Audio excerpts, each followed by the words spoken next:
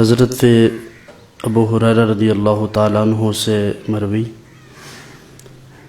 کہ رسول اللہ صلی اللہ علیہ وآلہ وسلم نے ارشاد فرمایا،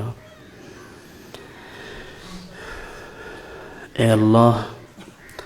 آل محمد کو اتنا رزق عطا فرما دے کہ وہ کسی کے آگے ہاتھ نہ پھیلائیں۔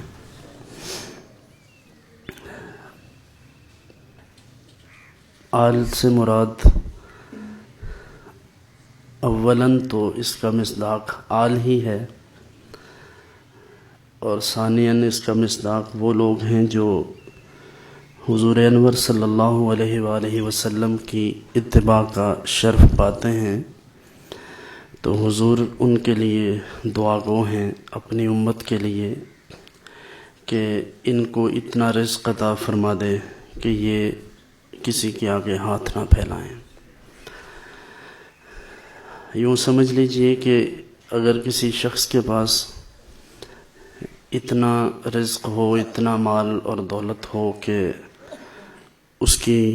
ضروریات بھلے مشکل سے پوری ہوتی ہوں، اسے ایسی صورتحال میں کسی کے آگے ہاتھ نہیں پھیلانا چاہیے۔ آپ دیکھتے ہیں کہ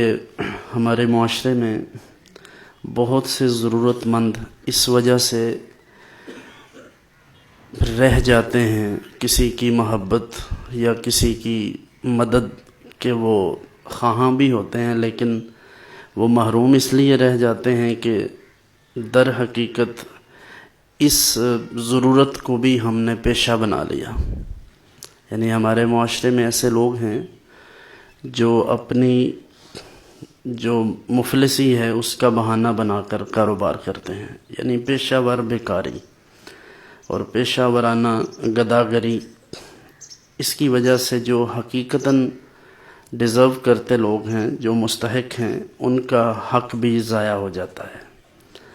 کیونکہ جب کوئی شخص آپ کے دروازے پر چل کر آتا ہے، آپ سے کچھ مانگتا ہے، تو حقیقت حال تو یہ ہے کہ انسان کے قدم اس وقت بہت بوجھل ہوتے ہیں جب وہ کسی کے پاس کچھ لینے جاتا ہے، لیکن جن کی عادت ہو، جن کا یہ وتیرہ ہو، جو اس سے یوز ٹو ہو چکے ہوں، ان کے لیے یہ کوئی مسئلہ نہیں ہے۔ پھر اس میں ایک اور بات بھی، بعض اوقات ہم کسی سے وقتی طور پر مدد طلب کرتے ہیں کہ آپ چند ماہ کے لیے، چند دنوں کے لیے ادھار دے دیں، اور جب اس سے ضرورت پوری ہو جاتی ہے تو لوگ پھر اس کو بھول جاتے ہیں۔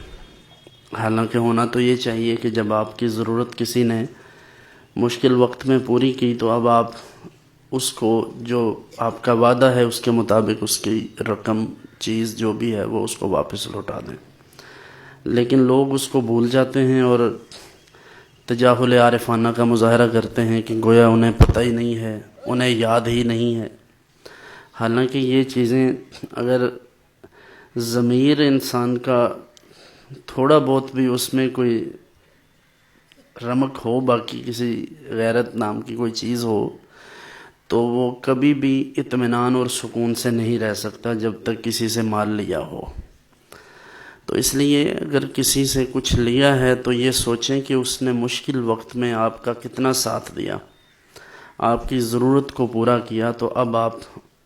اس کے اس اعتماد کو ٹھیس نہ پہنچائیں، بلکہ اسی وقت میں اس کا وہ رقم یا جو بھی چیز لی ہے اس کو واپس کر دیں، تاکہ آئندہ کسی حقدار کا حق آپ کی وجہ سے نہ مر جائے۔ کیونکہ جب ہم کسی سے وعدہ خلافی کرتے ہیں تو پھر اگلا بندہ ہر کسی سے